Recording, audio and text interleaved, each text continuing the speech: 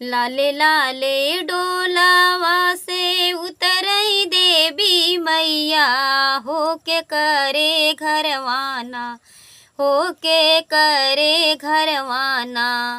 हम ले बसेरवा होके करे घरवाना, हम ले बसेरवा होके करे घरवाना।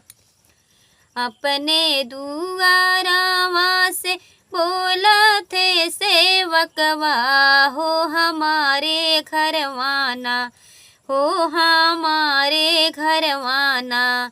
मैया मोरी ले इला बसेरवा, हो हमारे घरवाना, मैया मोरी ले इला बसेरवा, हो हमारे घरवाना।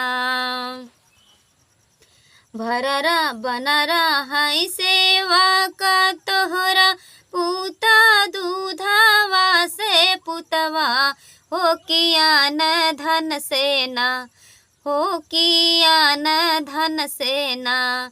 भरा रहे घर दुआर है कि न धन सेना, भरा रहे घर दुआर है कि न धन सेना।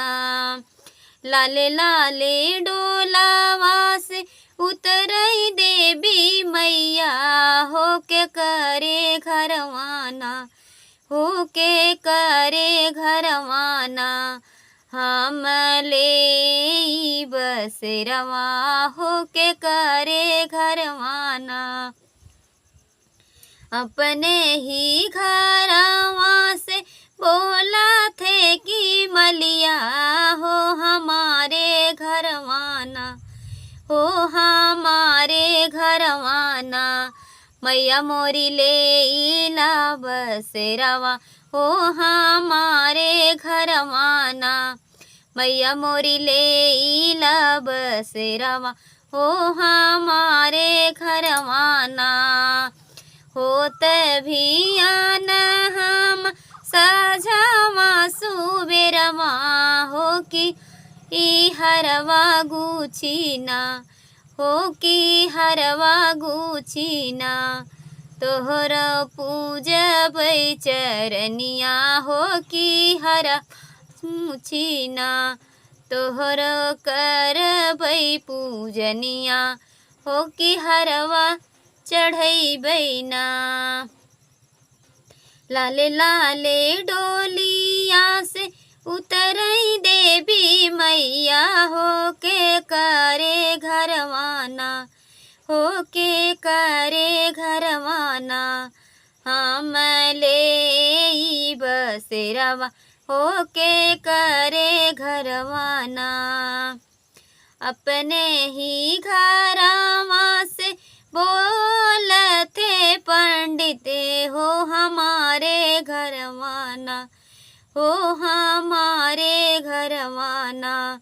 मैया मोरी ले इला बसेरवा, हो हमारे घरवाना। पोथिया पढ़ब मैया साझावा सबेरवा, हो हमनिया करबैना, हो हमनिया करबैना। मैया तोहरे चरनिया, हो हमनिया करबैना।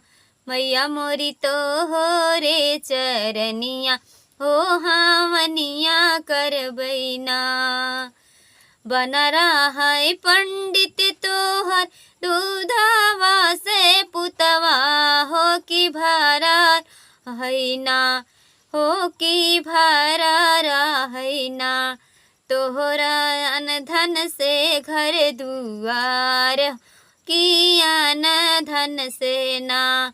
भरा रहे घर दुआर, किया न धन सेना। लाले लाले डोलावा से उतरई देवी मैया, होके करे घरवाना। हम ले बसेरवा, होके करे घरवाना। हम ले बसेरवा होके करे घरवाना। तो बहुत ही सुंदर पचरा गीत आप लोग सुने और कमेंट में ज़रूर बताएं कैसा लगा।